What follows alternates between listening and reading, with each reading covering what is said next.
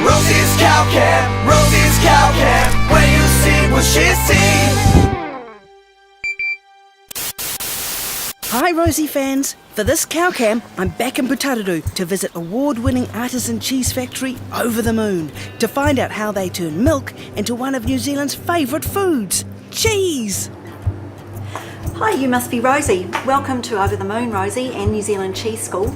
Are you here to see how our cheese is made? I sure am, Sue! Cool. Follow me. I'm going to introduce you to Michelle, one of our cheesemakers, and she can tell you all about it. Come this way. How exciting!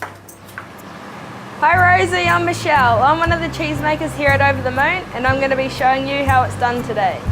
Before we go into the cheese room, I need you to put on some things we call our whites. We don't go outside with these on and we also never enter the cheese room without them on.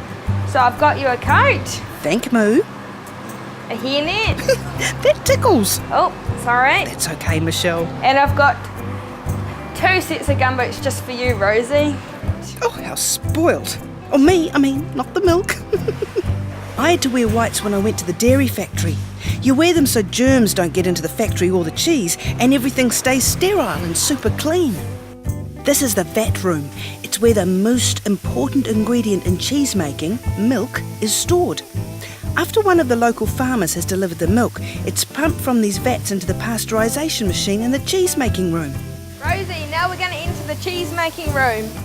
And this is the pasteurisation machine that kills the bacteria in the milk so it's ready for Michelle to start turning it into cheese. At the moment we're making our OMG triple cream brie, and to finish it off in this jug I have our culture with our flavours in it. So I'll add that in and give it a stir. Oh, I know this bit. It's also called the starter. I remember that because it helps start the cheese making process. Now I'm going to add the rennet. So our milk's been sitting for an hour with its culture. So first I stir the milk, then I add it, and I stir for about a minute. This will then sit for another hour before I cut the curd. So our curd's been sitting for an hour now and it's now ready to cut. So why are you cutting the curd jelly up like that, Michelle?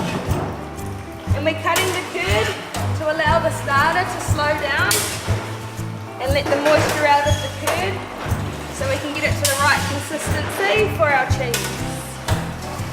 So now that this has been sitting here for about 20 minutes, Michelle's going to give it a gentle stir to get rid of more of the whey. All that stuff coming out of the hose is whey. The whey is a byproduct in the cheese making process. Over the Moon gives the whey away to a local farmer so it doesn't go to waste. Now Michelle's putting all the curd into the cheese moulds, which moulds the cheese into nice round shapes. Now the cheese is all in its moulds, we're going to give it its first turn to drain the whey out of them. These cheeses get turned 3 times, once every hour.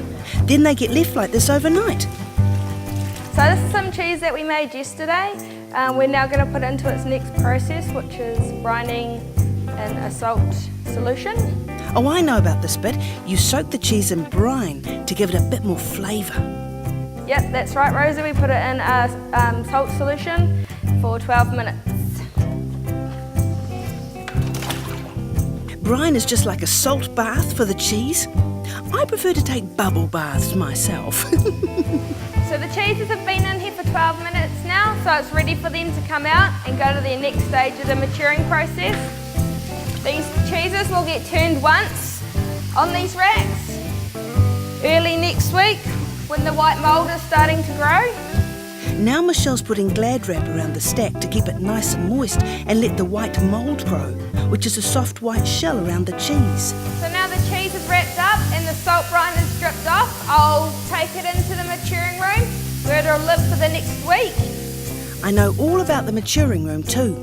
The cheese stays in here for a few months and you keep this room cold so the cheese grows its white mould shell and develops its flavour. It's not as cold in here as I thought it would be. I thought it would be Frisian and I'd need a jersey. Yep, that's right, Rosie. They get turned once early next week to continue the process on the other side. So Rosie, this cheese that we've made is ready to be put on the shelf, wrapped and stickered. Oh, look at all these yummy cheeses. You better not leave me in here by myself, or there'll be nothing left to sell. Well, Rosie, I hope you've enjoyed your time here at Over the Moon with us. I hope you've learnt lots. And feel free to pop in any time you're in town. We'd love to see you. Thank you very much, Michelle. That was fantastic. Oh, before I go, can I please get a photo taken with you for my blog? Sure thing, Rosie. Sue, would you be able to take the photo? Sure. A big thank you to you too, Sue. Say cheese. Cheese!